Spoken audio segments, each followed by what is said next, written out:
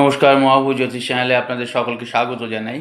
আজকে বলবো 29শে মার্চ 2025 শনিদেব মীন রাশিতে যাচ্ছেন, মানে ট্রানজিট হচ্ছে।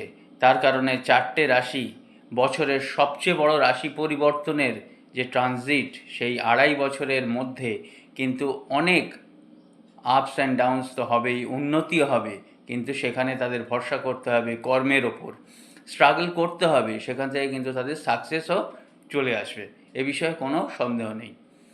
নিশ্চয়ই বলবো চারটে রাশির নাম। তার আগে বলি, যারা আমার ভিডিও দেখছেন, লাইক শেয়ার সাবস্ক্রাইব করছেন, আর যারা করেননি, যারা করছেন তাদের তো অজস্র ধন্যবাদ, আর যারা করেননি তাদের একটাই অনুরোধ, সাবস্ক্রাইব করুন যাতে পরবর্তী সমস্ত ভিডিওর নোটিফিকেশান আপনারা আগেই পেয়ে যান। আর চারটে রাশি হচ্ছে মেষ রাশি, মকর রাশি, কুম্ভ রাশি এবং মীন রাশি। আপনারা যদি মনে করেন যোগাযোগ করতে পারেন। নমস্কার, ভালো থাকবেন।